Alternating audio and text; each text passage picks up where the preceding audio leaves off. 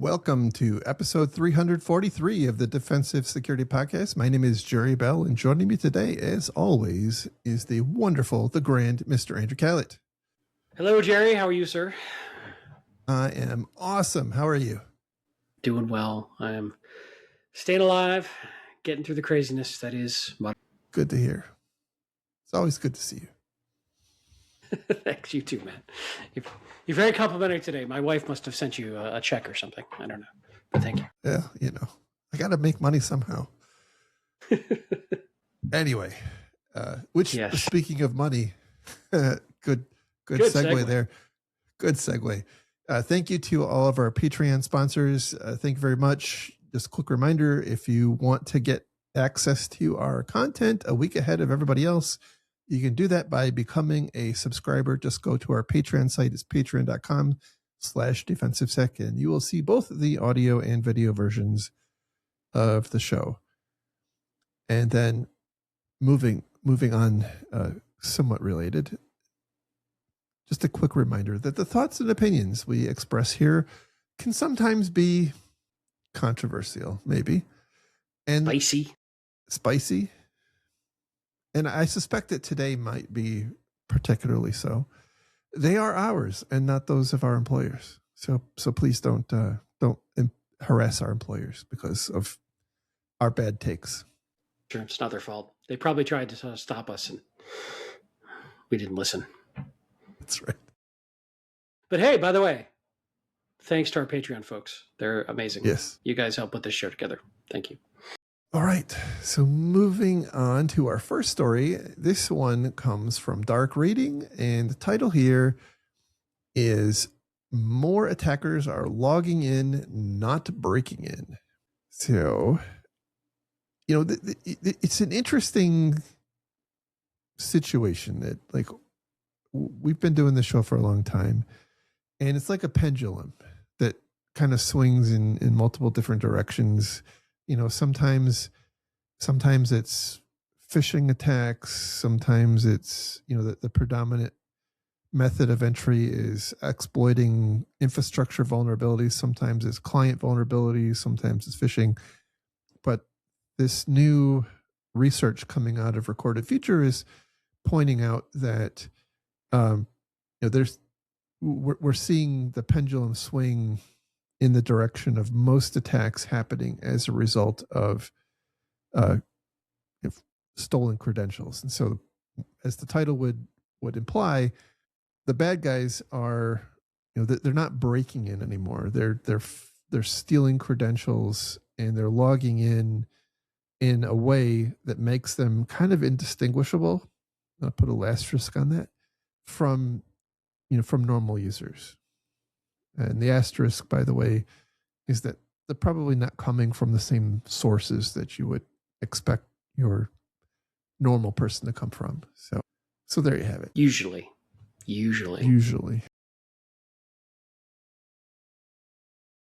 It's interesting to me, too, that we put all this emphasis on MFA and phishing resistant MFA and phishing resistant credentials, and it's still a massive problem. But one thing I don't know that this article does a really good job of talking about is the assumption here is that we're talking about user accounts, typically, like humans. I think the bigger unrealized threat for most folks is system accounts and machine accounts and tokens and other machine-to-machine credentials that are in essence static passwords that are for most environments. I mean, you could set it up in ways that aren't, but a lot of folks, we talk about as well. They talk a little bit in here about stealing tokens for existing session tokens, so they can just take over existing sessions, that sort of thing. But OAuth tokens and API tokens and SSH credentials that are automated, a lot of those things, I think, are a bit underappreciated for how dangerous and powerful they can be. And so even if we've gotten all the users, which makes sense, right? It's an interactive session. It's a lot easier to pop a 2FA or some sort of other multiple authentication challenge on an interactive session. It's much harder when you've got automation and such. But there are techniques, there are methods, there are ways. I just don't think the industry's using much because I don't think they fully appreciate how much of a risk this is right now and how dangerous this is right now. So that was kind of one of my takeaways from this article is, yeah, it makes sense. Like if authentication is easier than vulnerabilities for sure, and if everybody's just drowning in authentication out there in the dark web world, why not use it? But I think we're making it easy too. Not to blame the victim, but I think we just, as an industry, aren't focusing enough on all the non-human accounts. And I don't mean aliens. That's a different show on a different podcast.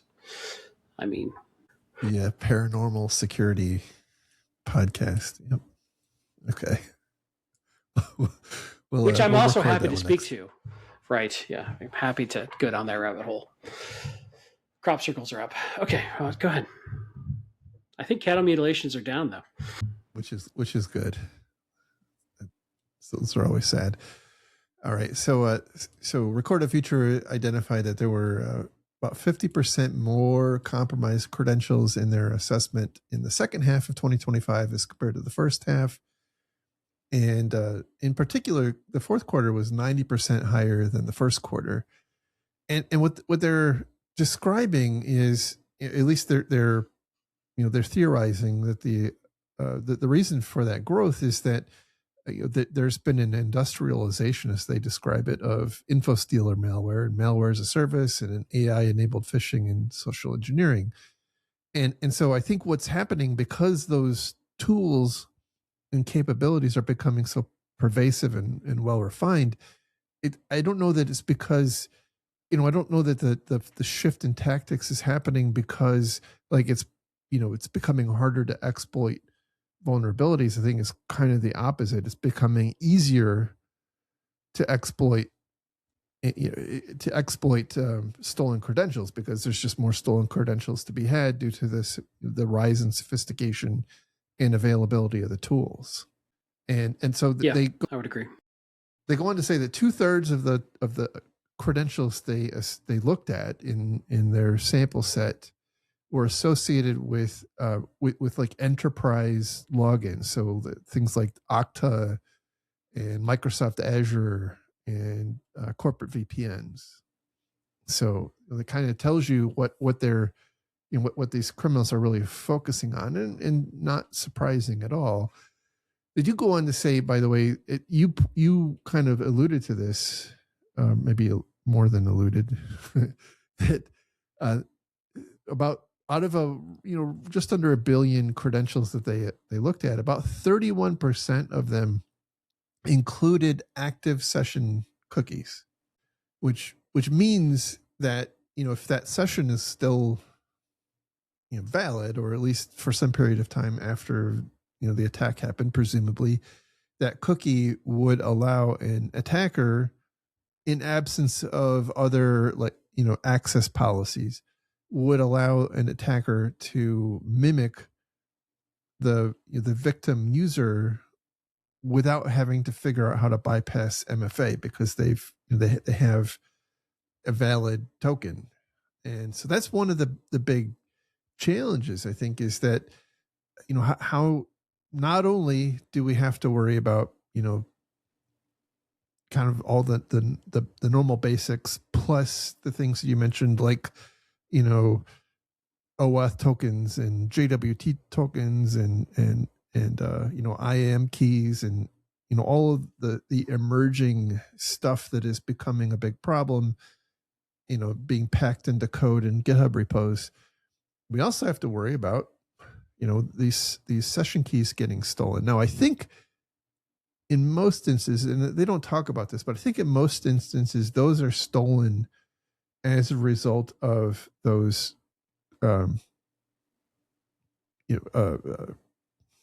identity theft as a service. I'm struggling to find the right word there, but where you can hire out as a service to basically transparently proxy a victim's connection, and it only works with more traditional login, password, and MFA. It doesn't work with passkeys and FIDO2 authentication. But right, they're clearly finding success by the hundreds of millions and stealing tokens that or stealing credentials that aren't apparently protected by by more phishing resistant credentials. I suspect, I don't know for sure, but I suspect that there are other ways to steal those. Like, I have to wonder if there is malware on a computer, could those credentials be stolen out of the browser, right? And I suspect the answer is probably yes. Yeah, but I think so. Or from running memory, or monitoring as it's used. There's lots of if you got malware on your endpoint, there's lots of possibilities.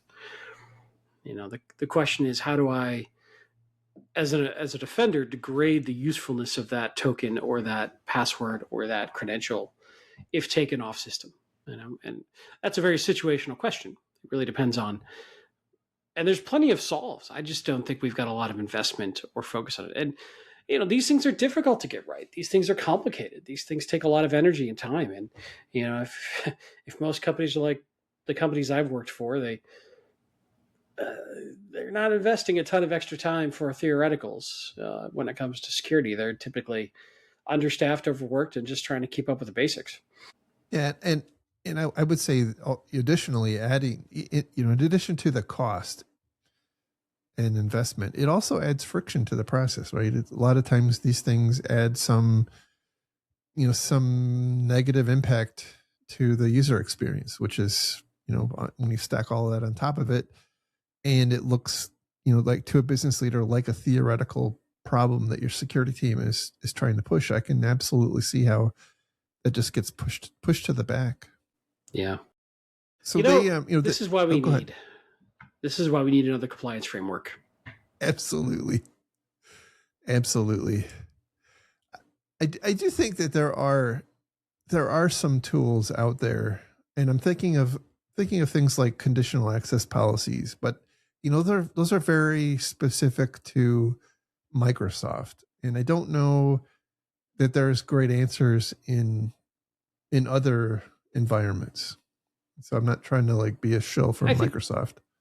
No, I think there is, depending on what you're utilizing. I think, if you're an Octashop or you're I'm trying to think of some other IDPs or single sign-on providers, I think they all have options. I think there's no one size fits all. I think every different type of class of login or credential probably has its own set of engineering challenges to solve around in this case. So there's not like an easy check a box and you're good to go. But if you're looking at users, so talking about conditional access controls in Entra, there's similar things elsewhere in other tools that have similar functionality that you can enable, to spot things like impossible travel and user behavior analysis. And there's all sorts of stuff, but that's only one aspect of it. Now, how do I treat API tokens that get stolen or leaked into AI or something like that? Those are another set of problems. And every authentication area has its own potential engineering problem to figure out, how do I secure these types of credentials, if people are even thinking about this that way. So I think in some ways you have to decide what's most important to protect and start there. And protecting everything to the nth degree is very difficult, very expensive, very frictiony. So part of it is this article even has a screenshot about Stryker, and I know we're going to talk about Stryker later in the show, but that's a great example. In the Stryker case, it was the ability to remote wipe. So cool. How do I find the most powerful, most concerning, most critical data environments, controls, abilities to disrupt business? And maybe I focus there and start there and just start to, define, some may call it their crown jewels or the most important, which, by the way, in and of itself can be a huge exercise and difficult and complicated if I don't know my business super well or I have a complicated business. But then try to layer in controls around those areas first and then spread outward. But it's a tough problem. And SaaS makes it even harder, especially if you've got distributed administration control throughout your business, and you've got non-IT people or non-security people who own the IDP or IAM of a SaaS tool, who's like, I don't want to integrate this with SSO. I'll just create an account really quick. It's okay. Single factor is fine, and they don't know the risk that they've just assumed. I think that's another huge area. So there's a bunch of problems here, and I think you're right. It all comes back to friction. I think it comes back to a bit of democratization of IT management into a lot of non-technical hands, and it's getting worse with the advent of AI. That they don't even understand. They're not privy. They haven't been exposed to the risks they're taking. They don't even have cognition of this risk because it's not in their framework. It's not in their mental mindscape of what they're trying to do. It's what we do is very specialized. And the problem with that is a lot of people don't have the skill set. And I don't expect everybody to have the skill set. They've got their own skill sets. But they're making these decisions without fully understanding the risks they're taking. Sorry, a bit of a side rant there, but I don't see that getting ever better. Yeah, I don't think it's ever going to get better, just worse. So then you're left with, okay, how do I audit all these? How do I find them and fix them? And again, I go back to, okay, what's most important? Not all SaaS tools are equal. What do I really care about? And start there. My experience has always been extreme levels of disagreement about what's actually important when talking about crown jewels. Yeah. And that's just between you and your wife. Well, it's true. No, it's very true in businesses today. And I don't know, most companies are moving so fast. I don't know that the security organization even knows what's out there all the time, much less able to classify it. Yeah, absolutely. So moving on, you kicked open the door, and I think it's a great time to talk about this next one, which is from Bleeping Computer. And the title here is Stryker Attack Wiped Tens of Thousands of Devices, No Malware Needed. So I tried to string together a bit of a narrative in this episode. Attack happened as a result of stolen credentials that allowed what is alleged to be the Handala hacktivist group, which allegedly is aligned with Iran. Not that is neither here nor there right now, but that they were able to gain access sufficient to create their own administrator account, which they then used to connect to the Intune policy manager of Stryker and wipe remotely something like 80,000 devices, which, by the way, included, I don't know how many, I haven't heard an actual number, but included a lot of employee personally owned devices. And so there were quite a few instances or reports of and complaints of people waking up and finding that their personal phone had been wiped clean. Ouch. And yeah, so you hope that you had backups on your phones, because otherwise you're up a creek. But even so, like, it's super inconvenient. Even if you can restore them, it's just that's super inconvenient. And this caused Stryker, by the way, to have to shut down operations for quite some time. And I haven't heard if they're fully back up and running yet or not, but last I heard they were in the process of trying to recover. So the attackers, by the way, publicly said that they wiped 200,000 systems. That number is apparently in dispute, and they stole 50 terabytes of data, and Stryker is also disputing that any data was stolen.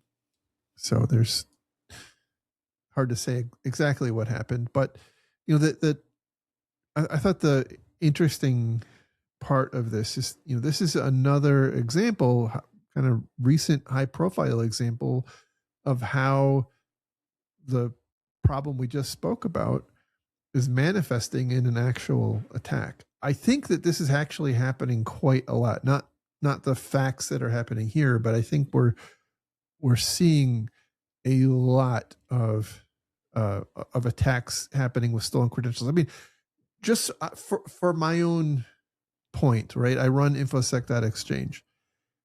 Brian Krebs is a member of infosec.exchange, and about 200 accounts, old infosec exchange accounts that had been abandoned and not used anymore, had no multi-factor authentication. Apparently, the users of those accounts at some point had their credentials collected through InfoStealer malware.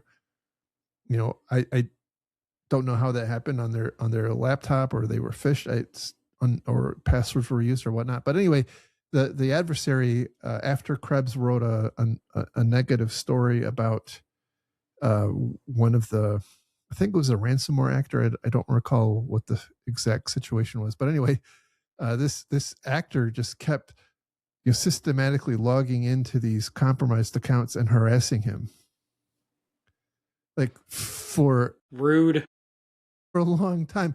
Now it's kind of a bit like, I'm not going to downplay like the significance of what it's like to be harassed, but like as compared to having your entire company's systems wiped, it was not significant in the scheme of things. But this is happening a lot. Like it's happening in all sorts of different contexts. It's easy to do, and apparently that information, the stolen credentials, are just readily available to damn near everybody who wants to use them. So be aware. Yeah, and in this case, I don't know if it was really clear, but basically they made global admin. They logged into Intune and just pushed the remote wipe button on all the devices that were connected. So that's interesting to me, that that's something that powerful. And there's they talk about this in the article, a bunch of ways to sort of protect it or theoretically protect it. But if somebody's got global admin, I'm assuming they could probably degrade all those protection chains. Somebody's got to be root, right? So if they've gotten that level of permission, they probably can override certain things. But we've talked about this over the years of these sort of central management systems or central vulnerability scanners, or these tools that have immense amount of access, are very, very powerful targets for the bad guys. And here's a good example of that. So, and the MDM piece, sorry, go ahead. No, I was agreeing with you. Go ahead. The MDM piece on the mobile devices is interesting too. And personally, I've felt a lot of my own users push back on, hey, I don't want your software on my device, and especially with the ability to remote wipe, which I fully understand. And this makes me think, well, probably a better option is a little sandbox on the phone that the MDM controls. Like, yeah, you want to get into production data from your device, I get that, but I'm going to still have a little bit of control over it in some way. But the ability to just completely blow the entire device away, that'll be interesting how this plays out. I'd be very curious if there's any sort of even recourse that those employees have back to the company of, you didn't protect this well enough, or I don't know what kind of paperwork they signed that probably indemnifies the company. But man, this is an ugly one. And so for me, I'm immediately thinking, like, how can I get those very powerful controls under some sort of multi-user authentication? And so that two admins have to agree before you can do it, or something like that. But again, if I've got global admin, I probably can override all those controls. So then I'm thinking about, okay, how do I monitor and alert for that setting changing? But if this happens in the middle of the night and I don't have a 24/7 SOC, like, this is just so ugly. So then I go back to, okay, what if I do something like a FIDO key or something like that, that is a physical device for the admins to have this level of control? That I start to think might be a little bit more powerful. But I mean, if this at the end of the day was basically just a single factor login to get to that level of power, oh, that's so dangerous. I don't think there's been any disclosure about like how they obtained initial access. We can theorize that it's probably through some, either the credentials were sitting in the repository of stolen credentials for the taking, like we've talked about in the past story, or they were targeted. It's really unknown, but I completely agree with you. And what's interesting, by the way, is I feel like what's old is new again, right? Like Microsoft used to have this, back in the olden days of Active Directory, when we rode around in horse and buggies, they had this. The pioneer times when we were on the Oregon Trail. They had the concept of the red forest. They had which eventually morphed into the privileged access workstation, I think is what they called it. I don't know if they still have that concept, but the net of it was, and I think this is really applicable here, you really need to isolate those highly privileged activities to, obviously not only trusted people, but trusted devices working from trusted locations, so that, that you can, ward off this kind of problem. Not, so that if somebody did end up with a global admin account, they couldn't use it if they weren't coming from, one of the approved devices. Now, again, it adds friction, but it's not an insurmountable problem, right? There's lots of options on how to make that work. But then, like, I can also say, well, what if those privileged access workstations are compromised? Well, I mean, but I think it then comes down to, wrapping the right protections around that.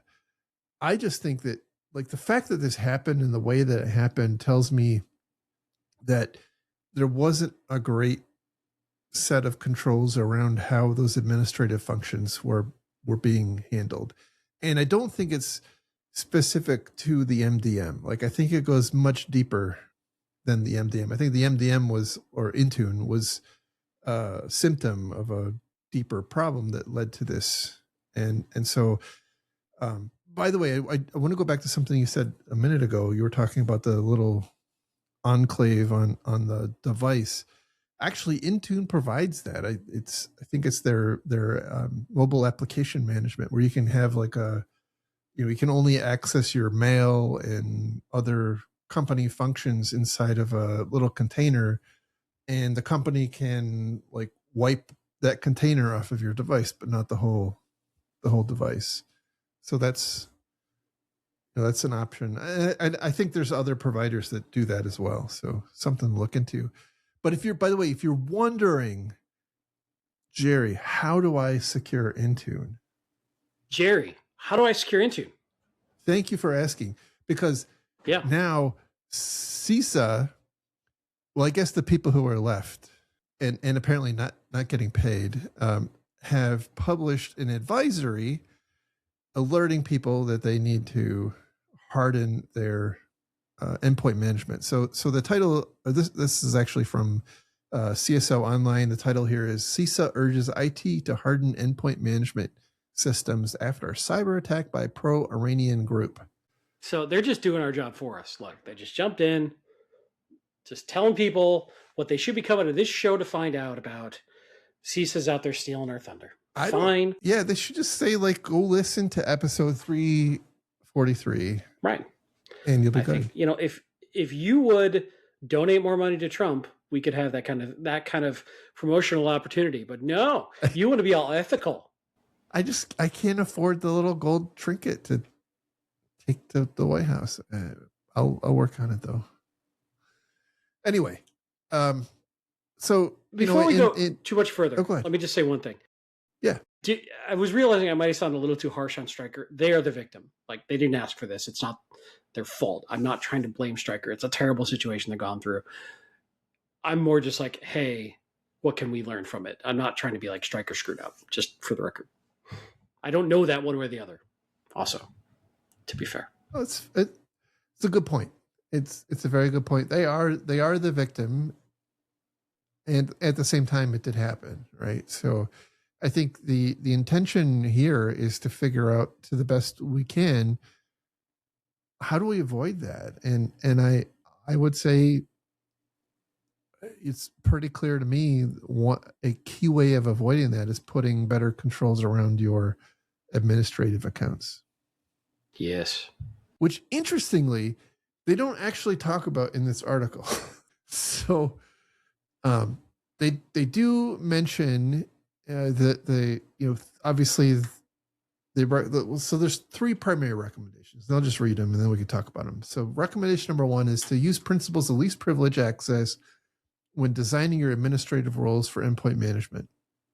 And they specifically, this is very Intune specific, but in concept, you can apply it to probably other endpoint management solutions. Anyway, for Intune, there's role-based access control limiting what actions a role can take and what the users and the actions are applied to and what devices are covered. Second recommendation, enforce phishing-resistant multi-factor authentication and privileged access hygiene. Intune users and others can take advantage of Microsoft Entra ID capabilities, including conditional access, MFA, risk signals, and privileged access controls to block unauthorized access to Intune. And then the third is configure access policies to require multi-admin approval for accessing and making changes to endpoint management systems. And I think that last one is one that you had mentioned before. Like you want to identify those like really sensitive functions and make sure that they have like a 4 eyes kind of policy around them. I mean, you're the one wearing glasses, not me. Rude. So I don't know if kids use that anymore. For the sensitive functions, you need to hire people with glasses because they're more trustworthy. The older I get, the more I'm starting to use readers at night. So I got nothing to speak to. But agreed. But again, something I said in the last article, if you've got global admin, you probably have the right to change that setting that would require multiple authenticators to activate a very sensitive control. But then you could monitor for that changing. Could you catch it fast enough? I don't know. Like I don't know Intune well enough to know if there's a way to say you can't turn this off with one admin either. Like that would make sense to me. If I turn on something, this takes 2 admins of this level to authorize this control. It'd be nice to be able to say it also takes 2 to turn this off. This level of authentication. So this is my ignorance of Intune showing, and I'm sure there's people listening to the show who are like, you're dumb. You just do this. But the point is you should go figure that out and think about that and think about how you would control that or at least alert on it. And hopefully it doesn't happen in the middle of the night. Yeah, I would work, upstream from that and say, you should have, and I think this is, broadly applicable to many threat scenarios. Like you should have a process by which you get an alarm that is sent to, whoever, anytime a new global admin account is created. Like that should cause some alert and then you would have a process to like, let people know, hey, you're going to get an alert and it's okay. And I'm sure then once we all start doing that, the bad guys will figure out how to like, fake an alert to downplay the alert. I don't know, like, but here we are, we gotta deal with life as it comes. But, it hurts my head to think that an attacker could create a new global admin account and nobody notices. Or just to give them a little credit, it happens in the middle of the night and nobody knows this till it's too late. That's fair. That's fair.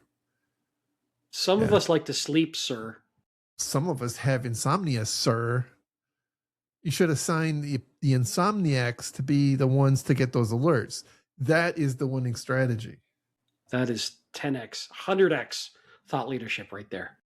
Oh my goodness. Anyway, they talk about how you should have an alert for, the action of wiping your devices. But I think the challenge is like, I tried to play that out in my mind and I'm like, is that actually useful? I mean, it's good to know that it happened and you can deal with it more quickly, but like it's already happened. I don't think you can undo it once they've clicked the button, I don't know that you can undo it. And so I think that's my concern with that strategy. Until we can restore the vast simulation we're living in from a restore point. You know what? That's a really good. There are some things that I would like to restore. I'm not going to lie. So many rude jokes running through my head. I'm not going to say any of them. Out of respect for you. I figured you would. So they also point out, by the way, that that Intune is not unique in this. There's been kind of a long and sordid history of these sorts of things. SolarWinds was a really big event back in 2020, and then there was Kaseya, and then to some extent the Microsoft Exchange fiasco in 2021 also. But that was like 2 whole internets ago. 2020, 2021. Come on. Those were I was going to say it was in the before times, but it was kind of during the COVID times. I have a different relationship with that because my before times was like 2019 and later, but COVID just kind of rolled. For me, it was like I was sick. Before times for you was like 2018, right? Yeah, I know. It's weird. Yeah. I feel like I'm adjacent to everybody else's experience because I was sick all of 2019, and then I got better and COVID showed up. I'm like, well, I'll just start Netflix over. I'd already started the weirdness. I got a head start on all of you. I know people who have retired in 2018 and felt like they were kind of robbed, right? They had this idea of what retirement was going to be like, and then COVID hit, and whatever. Anyway. Yeah. So moving on to our next story. This one comes from Ars Technica, and the title here is Widely Used Trivy Scanner Compromised in Ongoing Supply Chain Attack. Man, this was ugly. Yeah, this is pretty ugly. This is it's a scanner. I guess it's kind of adjacent to Aqua Security and pretty widely used. It's intended to help identify vulnerabilities in code and also identify credentials. And this is kind of inserted into your CI/CD pipeline, right? So it's it's intended to be something of an inline asset. Anyway, the adversary here did something that we've seen quite a lot. They compromised the maintainer's GitHub account, and that's kind of where this starts to diverge a little bit. What they did was they created some malicious commits that then they forced into prior release tags, which is pretty clever. And I honestly didn't actually realize that you could do that until this article. But anyway, the prior release tags that were known and well accepted to be good were now laden with malware. And when a pipeline launched that had one of the affected tags, which I think was like 75 of 76 tags were impacted by this. I think there was like one that wasn't, as far as I can tell. Then you basically were executing malware that was designed to both obscure itself. So the scanner itself proceeded normally, right? It looked like it worked, but it also forked off a separate process that was itself an info stealer, and it had some somewhat clever capabilities. It was fairly well aware of where it was running, if it was in a virtual machine or if it was on a developer laptop, it would or developer workstation, it would act differently. Their recommendation is if you are someone or an organization that was running Trivy, you should really go back and revoke your credentials and do all the password reset things pretty quickly. As far as I know, to this day, at least at the time of the writing of this article, there hasn't been any public acknowledgement of the credentials stolen being used, but there is a firm belief that credentials from victims were stolen. We just don't have, we don't have the rest of the story yet. Yeah, this one, I'll admit, man, is super complicated, or at least to me, it's a little bit out over my skis as to the inner workings of GitHub and publishing and pulling, dependencies the way that they work. But oof, I again come back to, I don't think it's GitHub's fault, but how often have we seen GitHub and similar repositories being used and its trust being used as a vector for delivering malware? And at what point is GitHub and similar services going to be forced to take away some of these powerful controls in the interest of security just due to the reputational hit they keep taking? I don't know. And it sounds like the bad guys are getting very, very, very clever at abusing the power within GitHub and similar.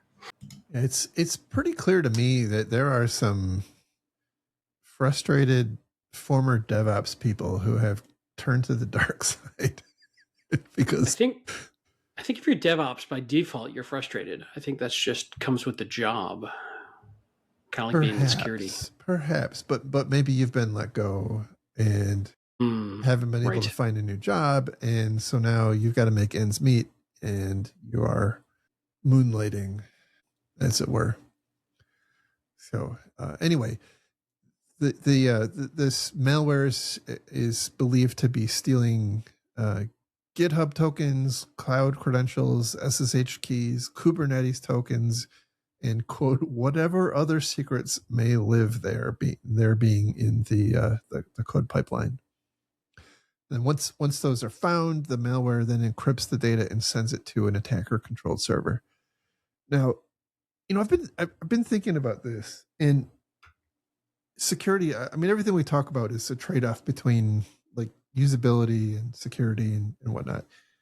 But this is like, how many times can we see this button get hit over and over and over again? Like there was the CodeCov scanner that was compromised, and that was used in a breach. And I mean, heck, even SolarWinds itself was the result of a code pipeline hack, right?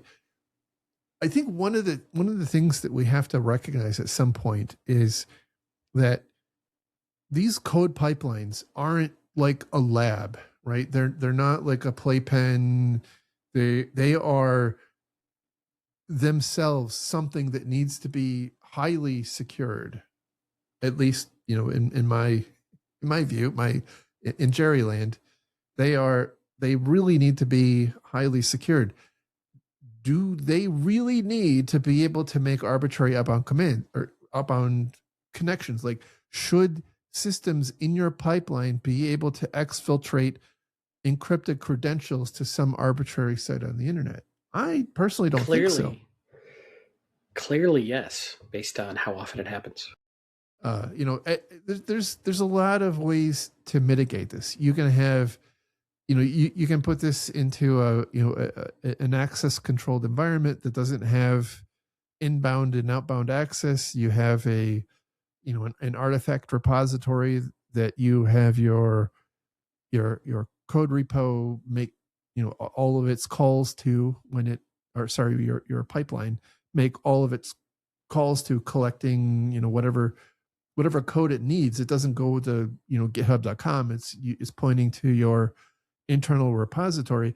And that doesn't mean, by the way, that you didn't inadvertently download some malicious code, right? Like that could still happen, but it makes it more difficult and probably noisy if you start seeing your pipeline suddenly trying to make connections out to some lookalike website to one of the tools you use. Maybe, just a thought, you should investigate that as an incident.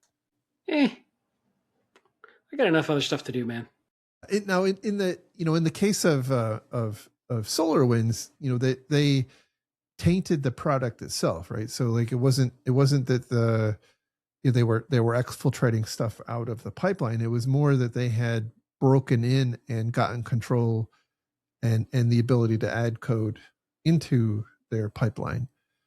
And so, once again, I say, that if you have better integrity of your pipeline, then, those kinds of things are a lot less likely to happen. But, developers are developers. And like, I can imagine that would not go over well. Be like a giant fart in church, right? I don't know. They don't let me go to church anymore. All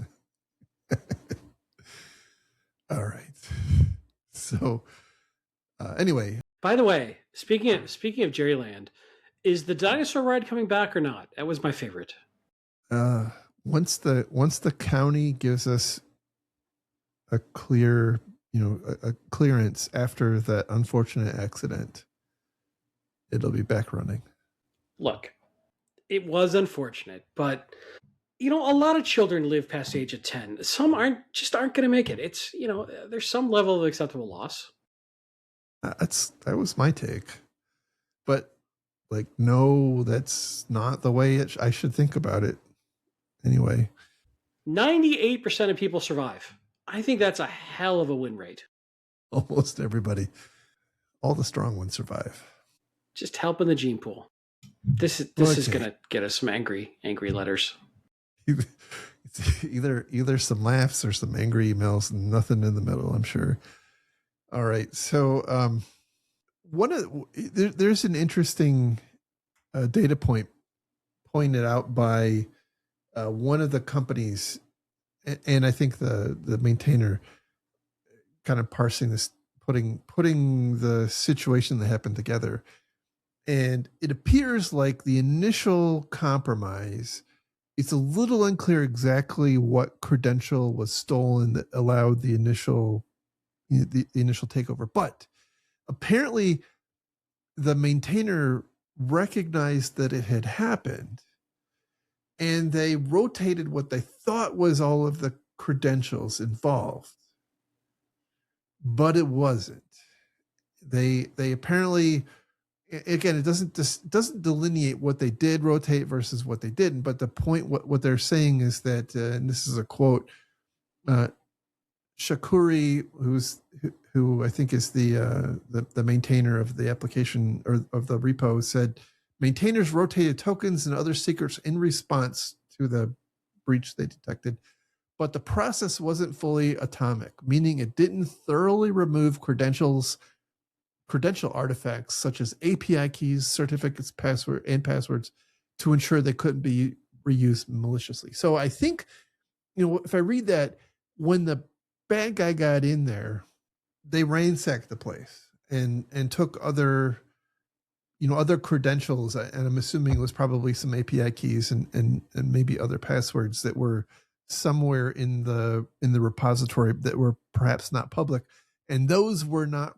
rotated, which allowed this actor to maintain access even after the people who maintain this repo thought that the incident had been remediated, and that was not the case. And I think this is an example, or this is a symptom of a bigger problem, which is that these things are ungodly complicated, and you have people here who are probably really, really smart, and they understood their code base really well, and they still didn't understand all the things they needed to change. Knowing all of the authentication capabilities of a modern system like GitHub is its own specialty. And, maybe I could say, hey, GitHub needs to make this more obvious and give me a rotate everything button, but I don't think it's ever going to be that easy. You know what you could do? You could ask AI. AI, here's all my passwords and keys and code base. Fix it. No, really, fix it this time. No, really. This time, fix it. No, it's tough. I feel for him. Trying to do the right thing, and the bad guys know how to find little, either bury in there or find little other ways to get back in. And there's probably 1,000 little things to worry about and think about that are complicated in these situations, and you're already in a stress state, you're already panicking a little, things can get missed. It's an interesting thing, and it's kind of hit me as we're talking about this. A long time ago, in the before times, when a server or a workstation would get compromised or would have malware, it became very common. I would even say like kind of mandatory that you wipe the device. And the reason that you would do that was because it was like a fool's errand to think that you could find all of the means of persistence. And the only way that you could establish trust in a device that had been, either infected or compromised was to start over. And then, after you've done some triage of the data that was on there, restore the data from backup. This is not, I don't think, an entirely different concept, right? Like we have in an ungodly wide array of possibilities to maintain persistence. I think the difference is like you can't easily like wipe it and then restore from a backup, because if you did that, all the stuff that was there would be back again. The fundamental problem is that unlike with the infected server, which we took the easy button by rebuilding it, we have to do the hard thing and understand how to identify all of those mechanisms of persistence that the attacker might have had. It's kind of I hear you, but it's so much more complicated with a third-party SaaS system like this. Yeah. I mean, unless you burn it all to the ground and start over, you're going to restore certain things. And do you know if there's any tokens or authentication of any type in what you're restoring? Super complicated. I hear you. And this also speaks to, I'm not shilling for anybody here, but sometimes having a third-party response company who specializes in this might be the right play here, who knows this inside and out. That's cost you a lot of money, but could potentially save you some pain if they know all the things to rotate and change, or can assess it faster than you can because they're specialists in this sort of response scenario. I don't know. Yeah, for sure. All right. Either way, our it's a tough one. Yeah, for sure. Our last story is fascinating. This is an absolutely fascinating story. It's like the intersection of compliance and security and daytime soap operas, I think. Sprinkled with a lot of outright lying. By somebody. We don't know who. So this is from TechCrunch, and the title here is Delve accused of misleading customers with fake compliance. Now, this is about a very recent Substack post that was put together by an anonymous author. But this has been kind of percolating for a while on the SOC 2 subreddit and in other forums, but I've become aware of it through that SOC 2 subreddit. Anyway, the which I got to tell you, just again points out the very exciting life that you live. You have no idea. You have no idea. My life is so boring. Anyway, the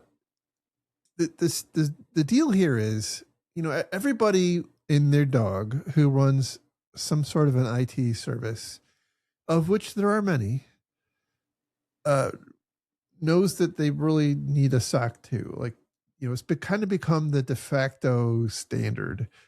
Yes, it is widely viewed as a joke by hardcore security people because, it's effectively assessing you against your policies. It's not a risk-based standard. It's looking at your, how well are you following your own policies. The joke that I have always made is like, you could have a policy that says, we patch critical vulnerabilities in 6 months, and as long as you do that, it's probably okay, right? Not that it's a great idea, but you could get your SOC 2. but you could get your SOC 2. It's in that way, it's kind of like ISO 9000. Like, ISO 9000 was always about, from a manufacturing perspective, are you consistently following your process? It's giving no real qualitative assessment of whether or not you have a good process. Now, SOC 2 is a little bit, they have kind of a framework. So you have to address a range of things, and and the things that are included are reasonable. Like, you would not necessarily dispute them, but it doesn't specify, that it doesn't specify how strict your controls need to be. It just defines like the range of what you have to have in place. And where it becomes really problematic is that you have some auditors who are very strict, and they will inject some of their own, their own view, because like they see themselves as being, and their reputation as being on the line, because basically a SOC 2 is an attestation, right? The SOC 2 is, at the end of it, you're given a report where the auditor is basically making an attestation that, based on their review, you're doing a good job of meeting your security controls. And so they don't want to see you get hacked like the minute you leave, or they leave, and that kind of splash back on them. But that said, there are other auditors who are maybe not so thorough. And so you can imagine, with the amount of variability, that there is, some subset of companies who are motivated to find the least expensive and fastest path through the SOC 2 process as possible. And so this is where, some of these companies like Delve have come into play. And in concept, the marketing is that they enable you to get through the SOC 2 process, kind of as expediently and cheaply as possible. They are supposed to give you like templates and process manuals, sample process manuals, and some AI enablement that I don't fully understand the function of. And then at the end of the day, if you adopt what they recommend and you internalize it and you operationalize it, and you're using their tooling, then they have partnered with auditors, because they're not an auditor, right? They're more of a facilitation, like an audit facilitation automation company. They will refer you to auditors who, in theory, know how they work and have gotten comfortable with how they work and know how to audit companies who use Delve. And hopefully you can kind of see where this is going. And what has allegedly happened in this, in this blog post and in the discussions, that starting with an email that came out, I think it was in December, if I'm not mistaken, there was apparently like a spreadsheet that got disclosed that had like the audit reports for a bunch of Delve customers. And I never saw the document, so I'm kind of going by memory of how it was characterized. But that led people who worked at companies that were Delve customers to believe that the process wasn't maybe as robust as they thought it was. And the allegation in the Substack article is that that Delve is basically writing the like the auditor opinion, which then the actual external auditor is putting their stamp of approval on, and that then gets in turn issued for Delve's customer. And so it's kind of like corner cutting to the max. That's the allegation, right? Amongst others. Yes. Amongst amongst Like many others. I mean, the way I read this is ultimately is like Delve is not doing.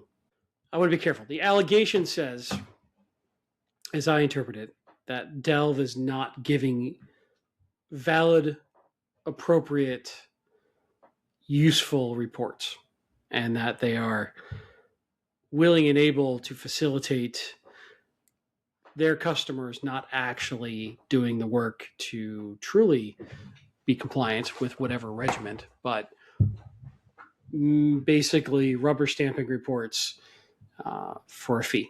And that it's a big shell game behind Delve of not being AI, not being automated, not being rigorous, not being real, and that they've got auditors that they work with because Delve says they're not the auditor, they're the facilitator, right? That they have the system that allows you to submit the evidence, and the auditor reviews that evidence, and so it's on the auditor. But the way that the Substack article lays this out, because I was reading it a little earlier, and it's pretty extensive. The auditors are not skilled, and they're not actually doing the work. They are just accepting the templates, the boilerplates of evidence that is often fabricated, allegedly, by Delve, and that they are basically providing the same templated report that is not based in any factual evidence, that then companies can say they are SOC 2 compliant and publish a trust page that is straight up fabricating the status of their security stance, which is a wee bit of a problem. Yeah, so there's a quote in this article, and I think it comes from the Substack post, and that is, those firms, they said, are just rubber stamping reports that were generated by Delve. As a result, Deep Delver, which is the author of the Substack post, said the startups invert the normal compliance structure by generating auditor conclusions, test procedures, and final reports before any independent review occurs. Delve places itself in the role of both implementer and examiner. This is not a technicality. It is a structural fraud that invalidates the entire attestation. Now, Delve, by the way, obviously, as you might imagine, didn't like this very much, and so they published. They published. They were a little bit disgruntled, I might say. Yeah, so they published a response, and when you read the response, it's interesting because they don't, in my estimation, and by the way, I have no idea what's real and what's not. Like I don't know. In concept, if Delve worked the way it's claimed to be, it would be fine, right? It would be fine. That would make sense. It would be a great idea. But the allegations are that that's not actually how it's working. And so Delve's response to this article was, effectively saying, there's inaccuracies in the article, and there are, independent third-party auditors who are responsible for assessing the materials, and they reiterate that Delve is not performing the audit. And I think, to me, it feels like Delve is trying to attack a straw man. Like they're trying to address an assertion that wasn't made, right? That Delve itself is the auditor, and that's not what that's not what's being claimed. What's being claimed is that Delve is, creating, and in some cases perhaps fabricating, allegedly, information that, reports and testing procedures, and even apparently including auditor conclusions that the audit firms, which apparently there are two that are alleged to be at the center of this, who then just take what Delve has provided and, I guess, slap it on their letterhead and are signing it as if it was something that they that they produced. That's the core of the allegation. And I think the challenge is that what I was trying to do with my preamble to this story is, SOC 2 is kind of a troubled standard in my estimation in terms of using it to establish whether or not an environment actually is secure. Like it is reliable to a point, but when you have a situation like this, it really casts doubt on the effectiveness of the whole program. Like, how do you, with a straight face and being able to sleep at night, how do you accept a SOC 2 as evidence of your IT provider, having good control? I don't know how you do that. I think the entire third-party risk management function just got a lot more complicated for a lot of companies. Regardless of the facts behind these allegations, which, if Delve is completely innocent, really sucks. But at this point, let me say it this way: I've read the Substack post in depth, and it is compelling and believable from somebody who's been in this industry for a long time. So on that basis alone, it is either a very well done hit piece that I think a lot of people find credibility with, or it's fairly accurate, right? And if you look at how Delve is replying to this, they're definitely sidestepping some of these allegations and saying, yes, we supply boilerplates, but you're supposed to modify them. Okay, but if I don't and you still gave me the certification, what does that say, right? So we only know what we're reading in these articles, right? So we don't know the facts of the situation. But I think it's going to cause a great deal of doubt and confusion and concern in third-party risk management, like you were just saying, around accepting SOC 2 as meaningful, especially if you're a Delve customer. I think you're in serious trouble. Regardless, if this is all fabricated, like, sucks to be Delve, because it's a incredibly effective hit piece if it was fabricated. But I'll tell you, my sniff test of my own personal opinion, there's something there that is accurate. Like, there's something. This feels way too much like a lot of other very shady things I've seen in my career that have followed a very similar pattern. It feels. I don't think I could in any good way say that I would trust Delve going forward. Which, again, if this is all fake, that sucks. But it seems to me like they found... There's things in here like, for instance, they talk about everything's AI native, and it's all meant to be very fast and very fluid and make it easier for you and drop hundreds and hundreds of hours of work down to dozens of hours, if not less. But then they screenshot out in the Substack article what that actually looks like and how weak their actual platform is, and it feels accurate to me. And Delve's response is, oh yeah, we're always making improvements, not refuting that they have no automation, that they're asking you to upload screenshots, not that they have agents that plug into these systems and pull the evidence directly. And even if they did, if this Substack is accurate, the evidence would have proven that these companies were not meeting their own compliance obligations, yet were still issued a SOC 2. So this is going to cast, as you were saying, a ton of doubt on the entire SOC 2 ecosystem because of what appears to be a bit of malfeasance going on here. Appears to be, allegedly. Don't sue me. But I think any CISO or any governance team has to now take this as, how can I trust this company going forward, or any of these companies associated with this, in good conscience, if they're aware of this? Yeah.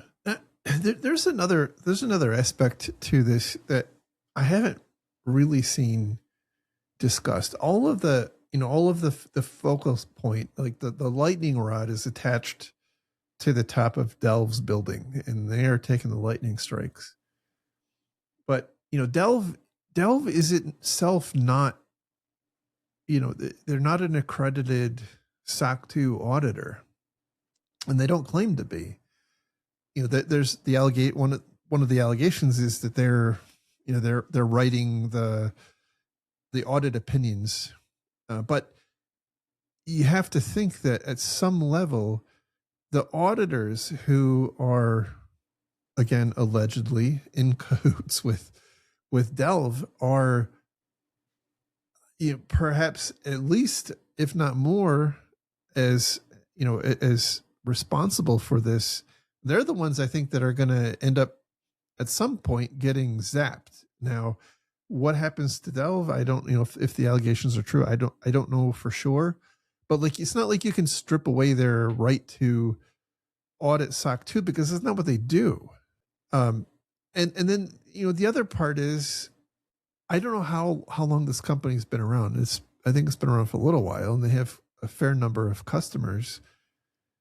And like, what culpability do the customers who aren't the ones that are writing that Substack article have in all this?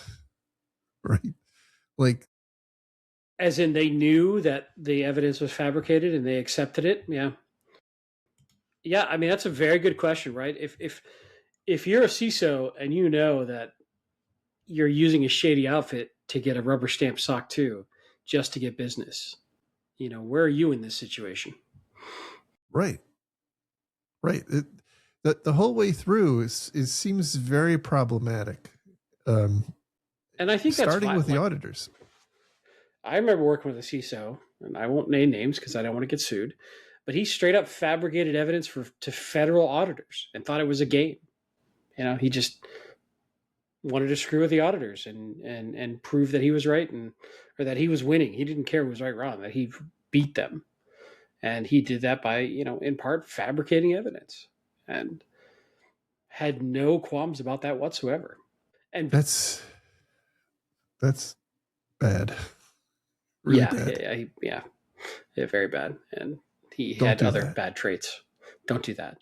But in this case, there's almost got to be some self-policing of the industry, or they're going to lose all their credibility. And these audits are not going to be worth the paper they're written on, even by a rigorous, well-done audit third party.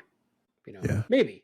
Then I say all this, and then there's only like 1% of people even hear about this problem, and then it dies on the vine. But boy, I think ultimately Delve is cooked no matter what. I think that their businesses, that they're better off changing their name immediately, and nothing goes away on the internet, and it's not going to look good for anybody if you're using Delve a year from now. Yeah, I would agree with that. And again, that's probably true whether or not the allegations are correct, unfortunately for them. But the thing that really nags on me in all of this is if the auditors who are allegedly and apparently actually certified SOC 2 auditors, if they had been acting ethically and according to their responsibilities, this wouldn't be a problem, right? Like, sure, this wouldn't be a problem. Delve wouldn't, whether or not it's true, that like there would not be an opportunity for this to be a question. And so that's the thing that kind of nags on me. Like, are we, are there actually two audit companies who are so unethical that they're doing this? Or is there something else going on? And I don't know the answer. Like, I don't. And how do they get and keep certification with the appropriate industry regulator? Yeah, while doing that. It's the IACPA or AICPA. Yeah, it's the Certified Public Accountants group that certifies them. So I don't know. That's the thing that I have this general sense of unease about this whole thing, and I don't know, like, because so let me just expand on my concern, because okay, if there's two, like, that's smoke. Is there fire too? Like, are there only two? I think that's doubtful. If there's money to be made, there are people who are going to try to take shortcuts. And And how many of them have absolutely nothing to do with Delve? And how many companies are happy to go, this whole thing is silly. This company can do it faster and quicker and cheaper. I don't care. I just need to check the box. Yeah. And meanwhile, their customers are like, actually relying on it. And by the way, maybe their leadership is too. Like the CEO, one of the I'm going to talk to a group of MBA students tomorrow, and I've been trying to think about what I'm going to say, and like ethics is super important, but there's often a disconnect between like the upper echelons of the company and the security function, and they want to know that things are being done right, and you have to talk in simple, plain terms. You can't articulate in simplistic terms that you are secure, but you can say, oh yeah, we're SOC 2 certified. Like you can say that to your board, and they understand it. Well, I think it's the same problem you've got with the CFO who is committing fraud or embezzlement. You got to trust somebody, right? And I think what this is going to lead to is great. You're SOC 2 certified. From who? Who did it? Yes. I think there's depending on how all this plays out, and depending on how, I think it's the AICPA said, I think that's the acronym. Depending on how they respond to this, I think it's not just Delve that's cooked. I think like the whole SOC 2 program could be cooked. I don't. I think there's too much momentum. I think it would be, it's too accepted. I go back to probably a very small amount of companies who have a SOC 2 will ever hear about this, sadly. What you could see is a whole bunch of cool, you've got a SOC 2. Here's a whole bunch of extra questions to validate it. Yeah, maybe I'm being overly pessimistic. But it's already had a name change once, right? Could do it again. SOC 3, SOC 4, SOC 5, the revenge. Well, it was what, the BS 7799, I think, previously. Yeah. SOC 6, this time it's personal. Well, SOC 7, SOC goes to hell. SOC 8, they would. SOC versus Freddy. Great. I don't think it's going to go the way of the Fast and the Furious. Just to be clear, I don't see that. It's frustrating. I'll tell you, the whole thing is kind of frustrating, right? It's hard enough doing this job without crap like this happening. But I'm also, if this is true, I really, really want to see consequences. Yes. But the way that Delve is sort of like riding this very thin, threading the needle on, oh, we're not responsible for this. We're not responsible for this. We're just a facility. We're just the middleman here. It feels super shady to me. I'll just say that up, and it feels like some sketchiness I've seen before in my career, and it feels like the way somebody would go about this if they were just trying to make a buck and didn't care.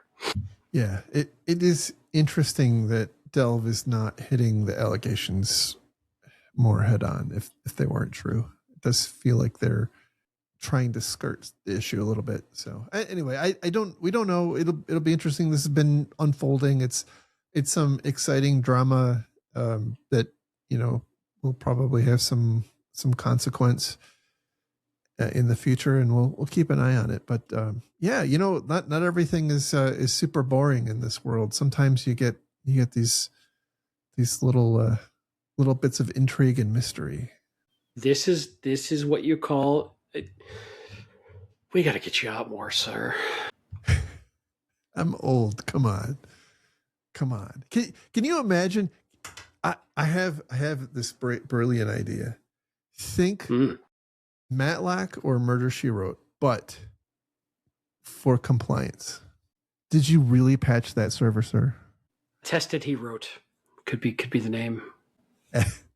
Attestation, she wrote. I love every it. place you show up, somebody's just committing fraud. Just one more question. You said it was MFA, right? But what authenticator did you use? That's funny you say that, because that authenticator went out of business in 1987. So I think you're lying to me, sir. I think you're lying. we're on the same wavelength. You're where think I so. needed you to be on this. Yep. There you go. I think there's new services where you actually can sign up and they'll send you 2 letters a month, and a mystery unfolds over for the nostalgia effect of getting a cool letter in the mail, and you can read the story. And I did it for my wife; she loves it. Maybe we could do it like that. It'll be a story of fraud and intrigue in the compliance world over 24 letters sent out to your mailbox. The server was hacked. You have to figure out who was responsible. How did it happen? It could be like a choose your own adventure story, except choose your own attestation story. You know what I'm learning from all this is that we have peaked and we're going back down. About 10 years ago. Well, I meant today, but okay.